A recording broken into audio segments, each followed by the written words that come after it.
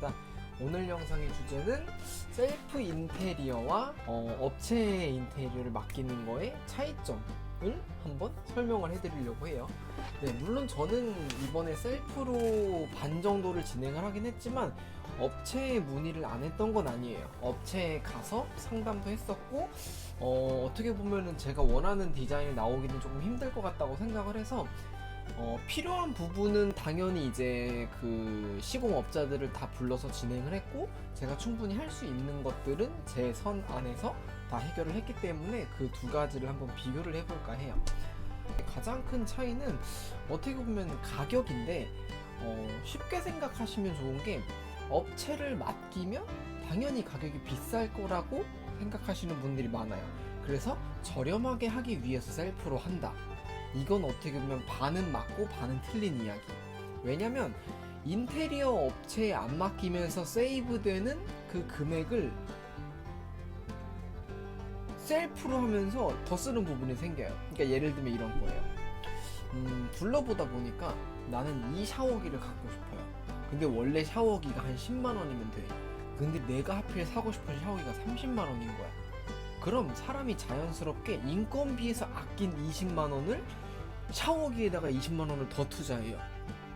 어떻게 보면 결과적으로 봤을 때 여기서 아낀 돈으로 조금 더 어떻게 보면 인건비를 아껴서 조금 더 예쁜 아이템을 살 수 있다 라고 생각을 하시는 게 좋아요.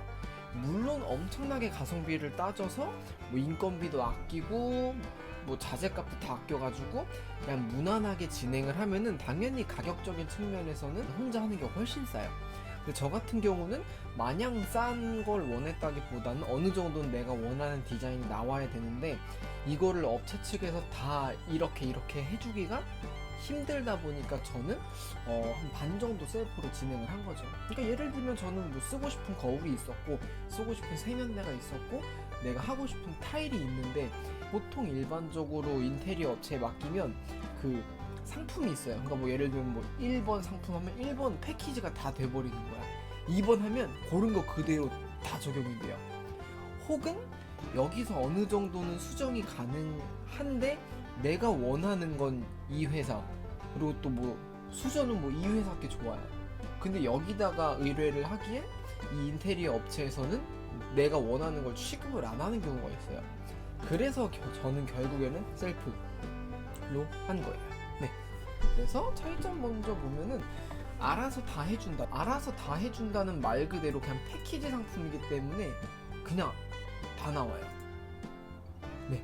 그리고 혼자 하게 되면 당연히 내가 원하는 것들을 개별적으로 구매를 하기 때문에 내가 원하는 방식으로 진행을 할 수 있는 거고, 두 번째는 비싸다. 그리고 아까 설명드렸듯이 인건비를 아끼는 거지 결과적으로 가격이 저렴하다고 보긴 힘들어요. 왜냐면 여기서 아낀 걸 저기다가 쓰니까. 저는 그랬어요. 그리고 세 번째는 편하다. 당연히 내가 하는 게 없어요. 그래서 편해요.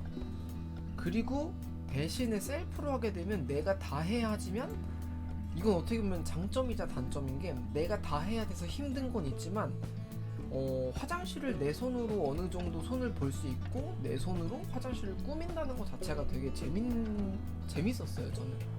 그리고 네 번째, 금방이다. 이게 이제 무슨 말이냐면, 보통 업체에 맡기면 한 이틀에서 3일 정도면 웬만한 화장실 하나가 뚝딱 만들어지거든요. 근데 제가 지금 혼자 드릴질하고 해서 지금 거의 마무리가 되어가고 있긴 한데, 지금 거의 한 2주일 정도 된 것 같아요. 일주일 조금 넘었다. 일주일? 네, 한 일주일 정도. 근데 이건 물론 이제 시간 투자를 얼마나 하느냐, 그리고 내가 얼마나 숙달이 돼 있느냐에 따라서 시간이 걸리는 게 조금 달라요. 네, 그래서 이건 좀 오래 걸린다. 가능은 웬만한 업체에서는 하자가 발생했을 때 여기서 알아서 해줍니다. 근데 혼자 하면 당연히 내가 AS를 해야 돼요. 네, 그래서 여기서 결과적으로 가장 중요한 게 뭐냐면, 내가 할 수 있는 거랑 없는 거를 확실하게 구분을 하고 시작을 해야 돼요. 만약에 셀프 인테리어를 진행할 거면. 업체에 맡기는 거랑 다르게 셀프로 하게 되면 당연히 부족한 부분이 있을 거고 내가 하기 힘든 부분이 있을 건데, 근데 이거를 이제 구분을 해보시는 게 좋아요. 그래서 셀프로 진행 시에는 내가 할 수 있는 것, 없는 것을 구분해야 한다. 요렇게. 이게 제일 중요해요. 예를 들면 이런 거예요. 타일 시공 일반인이 못합니다. 근데 휴지거리 매달기 가능하겠죠? 근데 애매한 부분이 이제 뭐냐면 타일 붙이는 것도 셀프로 불가능한 건 아니에요. 근데 제가 이제 맡겼던 거는 뭐가 있냐면 여기서 할 수 있는 거, 수 없는 거 그냥 있는 거 다 때려 부시고 빼기만 하면 돼. 근데 문제가 뭐냐면 철거를 하고 나면 당연히 이제 폐기물이 나올 거고 폐기물을 치우는 것까지 철거팀에서 다 알아서 해줍니다. 근데 혼자서 하게 되면 이 폐기물을 갖다 버리는 것도 물론 문제인데 만약에 내가 철거를 하고 나서의 이 상태가 그 타일을 붙이러 오시는 그 시공업자의 마음에 안 든다고 해야 되나?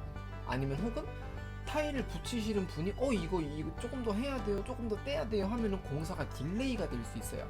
그래서 보통은 시공 순서가 어떻게 되냐면 철거하고 나서 타일 시공하고 그리고 뭐 천장 공사 그리고 나서 뭐 보기 요렇게 보통 볼 수가 있어요. 다 부신 다음에 타일 붙이고 천장 붙인 다음에 나머지 액세서리 세팅. 근데 여기서 철거에서 만약에 딜레이가 되거나 아니면 철거에서 문제가 생기면 이 뒤 일정이 망합니다.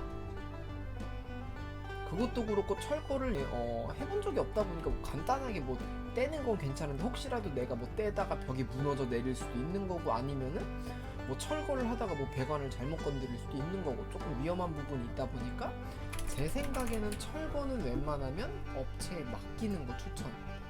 여기서 폐기까지 같이 해주니까. 그리고 타일 시공도 당연히 업체에 맡기면 됩니다. 이거는 굳이 이걸 내가 할 수 있을까라는 의문도 많이 들었고 실수하면 공사가 훨씬 커져요. 그러니까 예를 들어서 드릴질을 하다가 잘못하면 메꾸면 되는데 타일을 붙이다가 잘못 붙이면 다 깨부시고 다시 해야 됩니다. 터져요. 그래서 시공은 웬만하면 철거랑 타일은 웬만하면 맡겨주고 천장 공사도 웬만하면 업체에 맡겨요. 그럼 여기서 내가 할 수 있는 게 뭐가 남냐? 도기 세팅 다 부시고 타일 붙인 다음에 천장까지 하면 깨끗한 네모네모 화장실이 돼 있겠죠?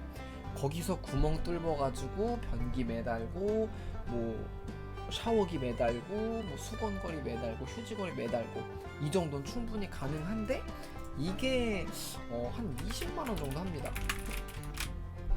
네. 그래서 일단 도기 세팅을 내가 만약에 혼자 하게 된다면 20만원 정도는 세이브가 돼요. 어떻게 보면 반 셀프죠. 내가 할 수 없는 부분들은 이렇게 다 맡겨주고 그리고 플러스 이제 중요한 게 뭐냐면 어떻게 보면은 반 셀프 장점이자 단점 발품을 다 팔아야 돼요. 이거는 제가 예시를 한번 보여드릴게요. 이거는 제가 실제로 처음이라고 하면 좀 그렇고 욕실 공사를 계획했을 때 맨 처음에 그린 그림이에요.